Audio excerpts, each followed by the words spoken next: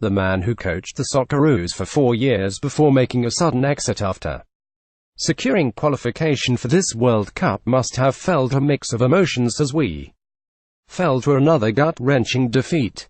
Postecoglou texted good luck to stalwart Tim Cahill before the match and must have been so proud of the performances of many players he'd been in the trenches with, but he must have been tearing his hair out too, seeing the Socceroos revert to a defend-at-all-costs attack as an afterthought approach can't have sat well with a man who wanted Australian football to be more than that.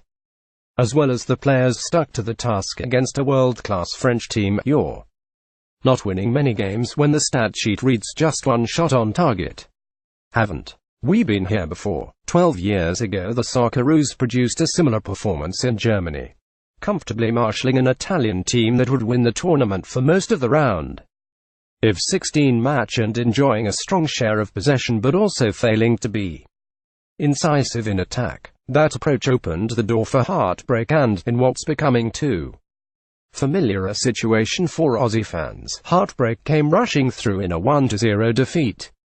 Postecoglou was part of the national setup in those days, and you wonder how much that match shaped his coaching beliefs.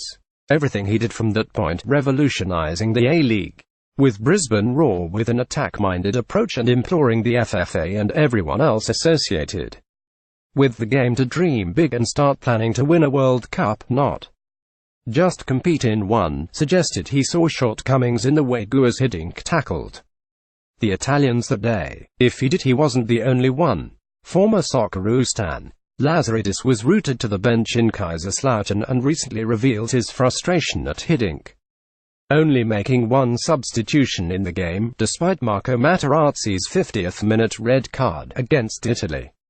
When they went down to 10 men, we played with 8 midfielders.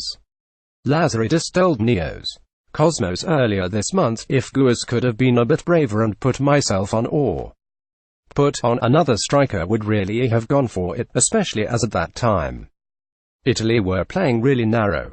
That was disappointing. Looking back, Guus could have done something different. Instead, Lucas Neal created a club. Josh Risden joined on Saturday by being the fall guy in a controversial penalty decision. This is the philosophical conundrum facing the game in our country today. Do we want to keep putting ourselves in this position, given our talent, stocks in a country that faces competition from other football codes few, if any, other countries around the world endure? It might still be our best hope. And there's great satisfaction for fans in watching a team as committed and gutsy as the one we saw yesterday. But it also leaves defenders needing to play perfect games and hope every 50-50 decision and bounce of the ball goes our way. Maybe it will next time. Maybe it won't. Postecoglou wanted to build us to a point where we weren't relying on factors like luck. Ange really took us to a new level. Lazaridis said, he was attacking, he was brave, and he backed young players. Let's not revise history and pretend the Socceroos were banging in 3 goals a game during Postecoglou's tenure. They struggled to deliver the killer ball and finish in front of goal in many games too. But you sense Postecoglou wanted to be the first coach in a succession of managers who approached the game the same way. He was the starting point, not the finished product.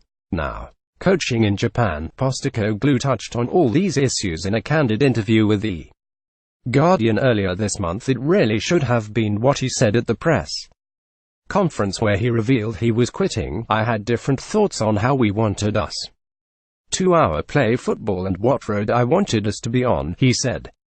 In the end, I think people are just not interested in it and not interested in my thoughts. In terms of development, I think we're going backwards, to be honest, he added. Unfortunately, from my days as national coach, we're going backwards, in terms of we don't see it as an investment, we see it as an expense.